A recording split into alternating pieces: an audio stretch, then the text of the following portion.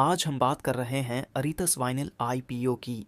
एक ऐसा SME issue जो लो प्राइस बैंड और लार्ज लॉट साइज के साथ रिटेल इन्वेस्टर्स का अटेंशन अट्रैक्ट कर रहा है।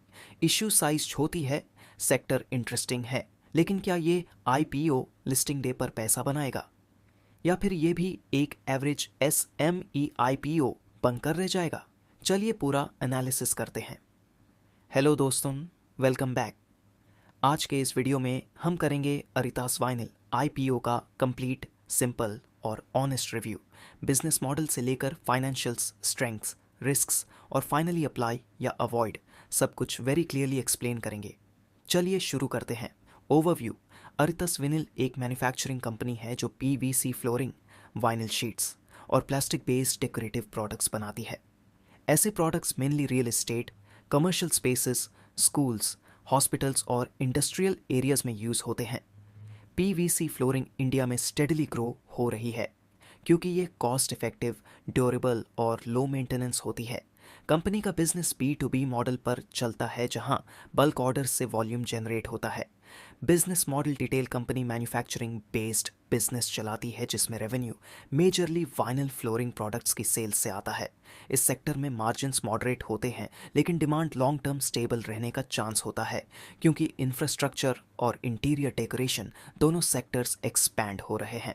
एसेट बेस्ड बिजनेस होने की वजह से ऑपरेशनल कॉस्ट हाई होती है लेकिन प्रोडक्शन कैपेसिटी से स्केल अचीव किया जा सकता है।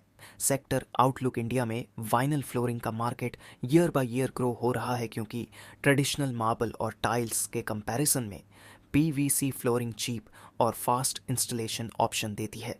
इंटीरियर डिज़ाइन और इंफ्रास्ट्रक्चर के प्रोजेक्ट्स बढ़ रहे हैं जिस वजह से कंपनीज जैसे अरितस वाइनिल लॉन्ग टर्म में डिमांड कैप्चर कर सकती हैं। स्ट्रेंथ्स। ग्रोइंग सेक्टर, पीवीसी और वाइनिल फ्लोरिंग डिमांड इंक्रीज हो रही है। Affordable product category, mass market में demand strong, low price band IPO, retail attraction high, SME size IPO, listing sentiment positive हो सकता है। Risks.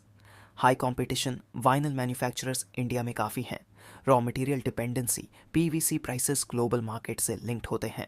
SME IPO volatility, listing day risk high होता है। Large lot size, small investors के लिए risky हो सकता है। IPO details price band ₹40 to ₹47 पर शेयर।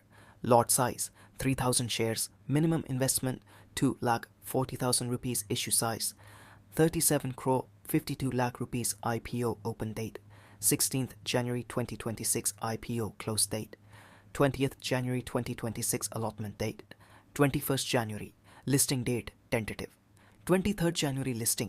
Gain view. अगर सब्सक्रिप्शन नंबर्स स्ट्रॉन्ग आए स्पेशली रिटेल और HNI कैटेगरी में तो लिस्टिंग डे पर पॉजिटिव मूवमेंट देखने को मिल सकता है। लो प्राइस बैंड और सेक्टर दोनों मिलकर सेंटिमेंट को पॉजिटिव बना सकते हैं लेकिन एसएमई आईपीओएस अनप्रिडिक्टेबल होते हैं। लिस्टिंग लॉस भी पॉसिबल होता है।